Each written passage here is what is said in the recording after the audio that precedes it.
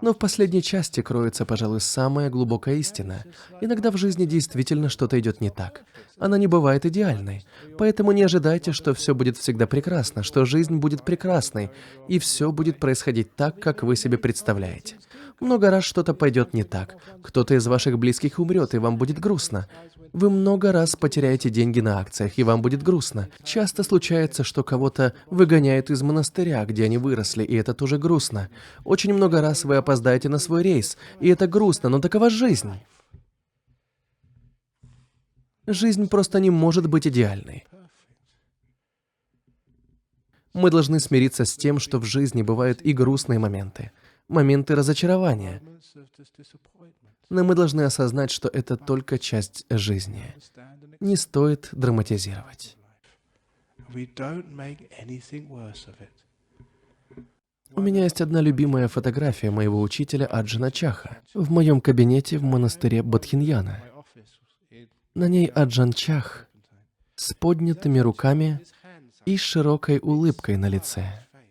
Он имитирует известную статую из тайского монастыря. Это статуя монаха в блаженном экстазе, под которой надпись «Какая же радость наконец-то осознать, что нет счастья на свете».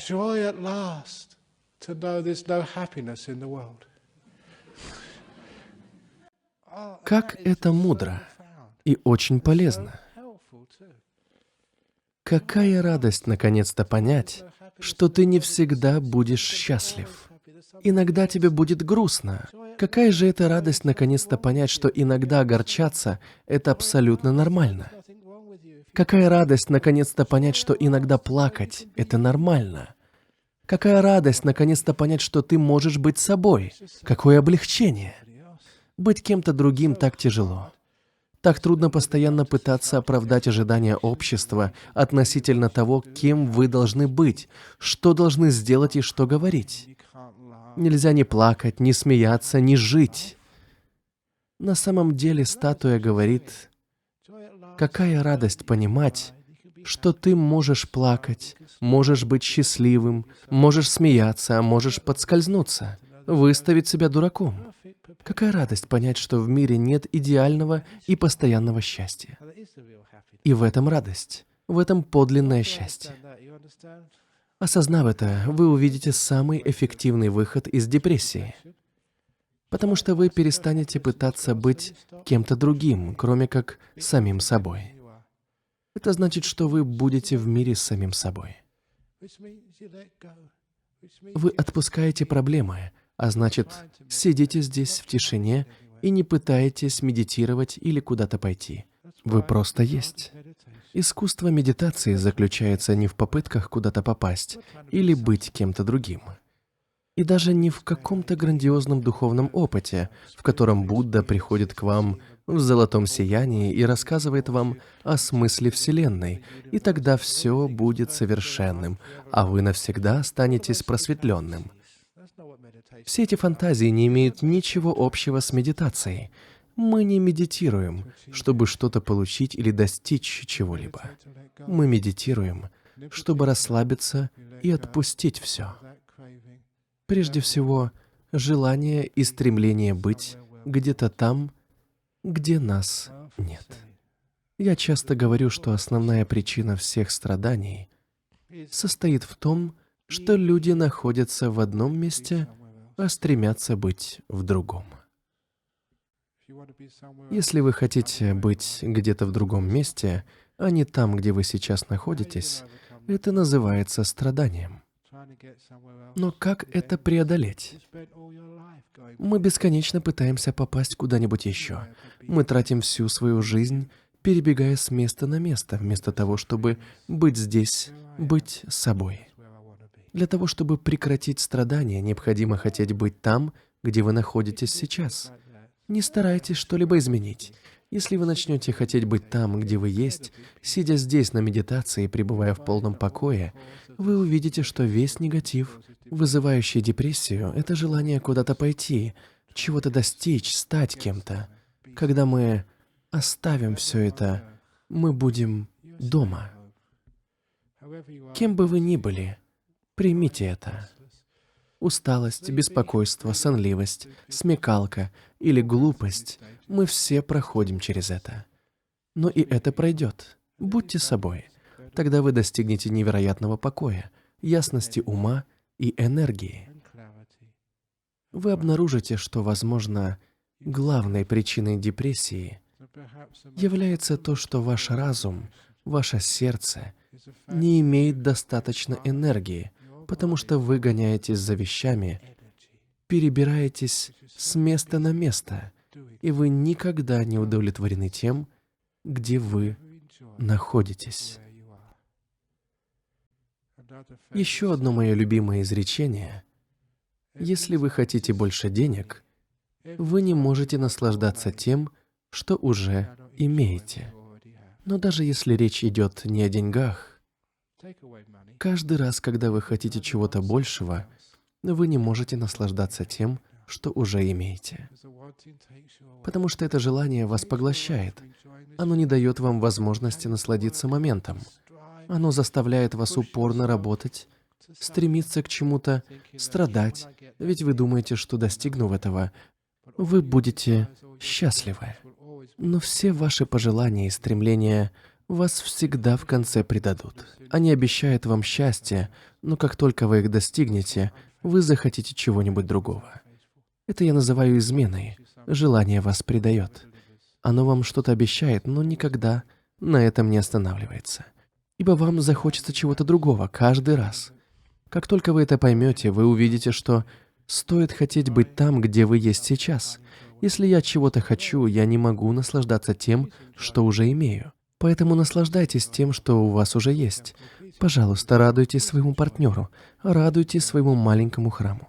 Пожалуйста, наслаждайтесь этой лекцией, тем, кем вы являетесь, и погодой на улице тоже. Если вам хочется что-нибудь изменить, вы будете страдать. Во время медитационной практики мы учимся отпускать ситуацию, оставлять все так, как есть. Как только вы сможете добиться этого во время медитации, вы увидите, что у вас может быть столько покоя и счастья, сколько захотите. И потом вы можете испытать это в жизни. Это не трудно. Вы учитесь этому здесь, а затем практикуете это в жизни. Здесь вы как в тренажерном зале, где учитесь поднимать тяжести и бегать по беговой дорожке, чтобы быть в форме. Но здесь вы учитесь пускать вещи на самотек, принимать их, не сопротивляться. Тогда вы увидите, что уже имеете полноценное счастье и покой, которое вы всегда хотели. Вы также заметите, что энергия для вашего ума происходит от тишины. Чем больше вы делаете, чем больше вы стремитесь, тем больше истощается ваш мозг. Аджен Чах сказал одну вещь, которую я понял только во время медитации. Если вы хотите иметь крепкое тело, занимайтесь спортом. Если вы хотите обладать сильным разумом, держите его в покое. Прекратите постоянно что-то делать. Когда вы спокойны, разум заряжается энергией, а усталость исчезает. У вас будет столько энергии, что депрессия просто не сможет появиться. Сообразительность, проницательность и счастье всегда происходят от энергии. И вы поймете, что главной причиной депрессии является то, что ваш мозг работал слишком тяжело и не имел достаточной энергии. Но что в большинстве своем делают люди, когда они впадают в депрессию? Они начинают прилагать усилия, пытаться выйти из депрессии. В результате депрессия их затягивает все глубже и глубже. Чем больше вы пытаетесь, тем быстрее вы тратите остатки энергии, и ситуация становится только хуже и хуже. Поэтому верный способ преодолеть такую депрессию — отпустить ее. Прекратите борьбу. Примите свою депрессию. Откройте ей свое сердце, и вы увидите, что произойдет. Когда вы перестаете сопротивляться, энергия начинает возвращаться. У нас есть естественный источник энергии. Не тратьте его на то, чтобы быть в негативе. Оставьте все как есть, и вы заметите, как энергия возвращается. И эта энергия принесет счастье и свет, а депрессия покинет ваше сердце, рассеявшись, как туман. Это самый действенный способ, если вы умеете медитировать. Но, пожалуйста, не медитируйте через силу, не пытайтесь слишком сильно. Это только усугубит ситуацию, просто расслабьтесь. Пусть будет, что будет. Монахи и монахи не медитируют на протяжении многих лет, поэтому мы умеем отпускать ситуацию. Даже когда случаются какие-то беды, когда что-то идет не так, мы думаем, ну и ладно, такова жизнь. Какая радость наконец-то осознать, что нет счастья на свете, ура! Таким образом, вы сохраните спокойствие, энергию и ясный ум. И когда все остальные будут грустными и напряженными, на вашем лице будет оставаться улыбка. Именно так мы можем преодолеть депрессию. Это мощные инструменты. И поэтому Британская национальная служба здравоохранения через свою научную организацию Национальный институт клинической практики, сокращенно NICE, несколько лет назад провела исследование по лечению депрессии. И в результате клинических испытаний они обнаружили, что наиболее эффективным методом лечения является медитация. Что ж, надеюсь, теперь вы понимаете, почему. Но не медитация через силу, а скорее медитация, которая успокаивает и позволяет энергии вернуться. А вместе с ней приходит радость и счастье. И вот таким образом мы справимся с медитацией. Ой, я имел в виду с депрессией, а не медитацией. Преодолеем депрессию. Спасибо за внимание. Надеюсь, вам понравилось. Хорошо. В этой лекции я рассказал несколько старых историй, которые вы читали раньше. Но я хотел объединить их все в одну речь. Да. У кого-то есть вопрос? Да? На какой стене можно найти эти два кривых кирпича в Бадхиньяне? Это интересный вопрос. Ведь я написал эту историю уже давно, но потом люди начали меня спрашивать, где эта стена. И, честно говоря, мне пришлось пойти ее разыскивать, потому что я уже совсем забыл. А в то время это для меня было такой большой проблемой, но потом, поняв, что в стене 998 ровных кирпичей, я забыл об этих двух кирпичах. И я забыл, где они были. Я думаю, что они в туалетах монахов. Ведь это здание мы построили первым, поэтому они наверняка где-то там. Но так или иначе, поскольку это такая известная история, однажды я поставлю перед монастырем фигуру строителя, чтобы люди могли сфотографироваться у этих двух кривых кирпичей. Сделаю из этого места туристическую достопримечательность, но это сильная история, потому что она действительно помогла многим людям, очень эффективная. Итак, какие еще вопросы? Да, там, сзади. Это была отличная лекция, поздравляю. Я заслуживаю этого.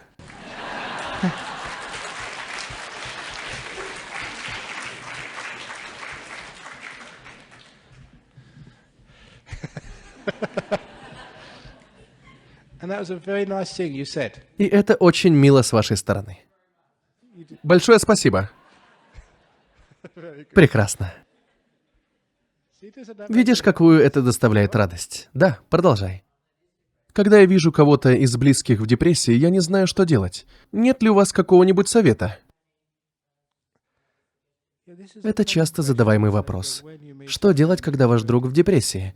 Когда вы в такой ситуации, во-первых, пожалуйста, не стройте планы. Не существует какой-либо инструкции, что делать. Потому что вся эта теория, как я это называю, это инструкции относительно того, как себя вести, на самом деле мешают проявлять должное участие. Поэтому лучшее, что вы можете сделать в такой ситуации, и я поступаю так постоянно, когда кто-то приходит ко мне в очень тяжелом положении, я просто отпускаю все мысли, мой разум совершенно опустошается.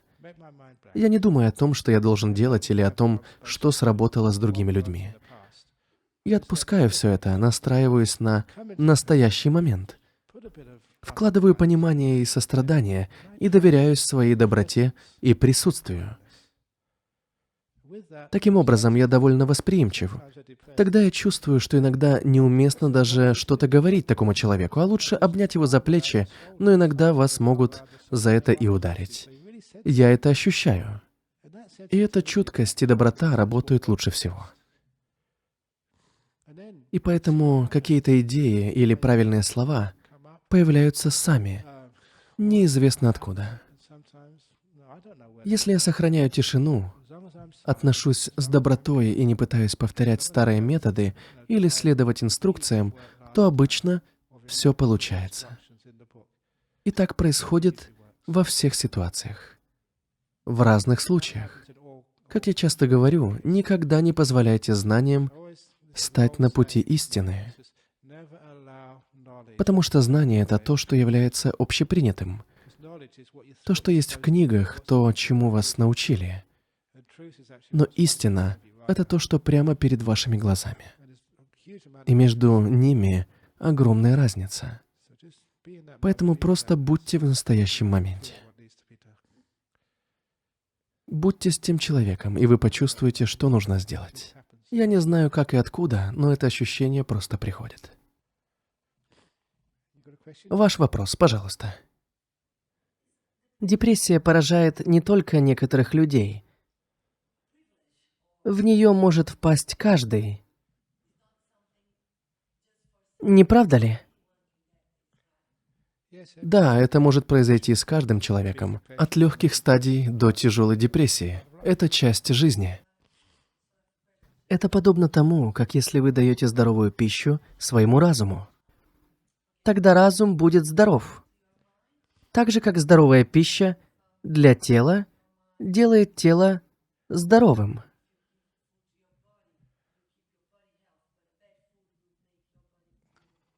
Знаю, что вы имеете в виду. Вы хотите сказать, что депрессия — это нечто вроде психологического голодания, психологического заболевания. И я думаю, что вы правы. Вы говорите, что если обеспечить телу здоровое питание и достаточно физических упражнений, оно будет здоровым и не будет болеть. Но даже если вы хорошо питаетесь и занимаетесь спортом, вы иногда также можете подхватить простуду. Такова природа нашего организма. Так же и с нашим разумом. Даже если вы даете ему хорошую пищу и тренируете его, а медитация является одним из лучших упражнений для ума, но иногда вы все равно можете ощущать депрессию. Именно это я имею в виду, когда говорю, какая радость наконец-то осознать, что нет счастья на свете. Нет идеального счастья, просто примите это. Но если вы научитесь и будете практиковать некоторые буддистские методы, вы увидите, что почти никогда больше не будете чувствовать депрессию. А если и будете, то она будет иметь легкую форму. И вы точно будете знать, что делать. Оставьте ее в покое, наслаждайтесь своей депрессией. Возьмите выходной, вы можете остаться в постели, а ваш партнер позаботится о еде. И все ваши знакомые будут говорить: «Ой, я слышала, у тебя депрессия», и они будут относиться к вам лучше. Поэтому, если вас охватила депрессия, извлеките от этого как можно больше выгоды. Да? В прошлом году я был в депрессии, и вы мне очень помогли. Вы не сказали мне «хватит беспокоиться», а рассказали несколько шуток и просто были рядом со мной. И этого было вполне достаточно. Прекрасно. Вы правы. Это замечательное напоминание. Если вы говорите кому-то «просто не переживай», тогда он чувствует себя виноватым и начинает еще больше пытаться, и все только ухудшается. Депрессия усугубляется. Лучше просто быть с ним, рассказать ему шутку. Шутки о депрессии. Некоторые из вас, возможно, уже слышали ее. Она об известном художнике из Перта, попавшем в аварию на мотоцикле. Его отвезли в больницу и ампутировали ему руку. Ту руку, которой он рисовал. Большинство людей после такой аварии впадает в депрессию. После выписки из больницы он навестил психиатра, но не верил, что тот может ему помочь. Он был убежден, что если он не может рисовать, то нет смысла жить. При первой же возможности он планировал совершить самоубийство. Он поднялся на небоскреб на центральной улице, вышел на балкон и собирался прыгнуть вниз, как вдруг увидел внизу мужчину без обеих рук, который танцевал посреди улицы от радости. Он вдруг Понял. Я потерял только одну руку. У того парня нет обеих рук, но он все равно танцует. Почему я должен убивать себя? Он сошел с балкона и побежал к лифту. Быстро спустился вниз и успел догнать этого человека. Он обнял его и сказал: «Спасибо тебе. Я чуть не прыгнул и не убил себя, потому что потерял руку, а у тебя нет обеих рук. И ты так счастлив. Я видел, как ты танцуешь от радости. Расскажи мне, в чем твой секрет?» А тот парень ответил: «Господин, я танцевал не от радости, я просто хотел почесать себе задницу».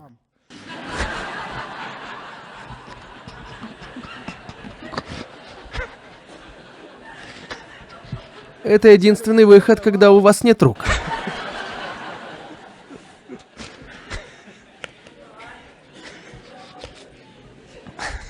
Ладно, я думаю, что это идеальный способ закончить лекцию о депрессии, чтобы вы могли пойти домой с улыбкой на лице.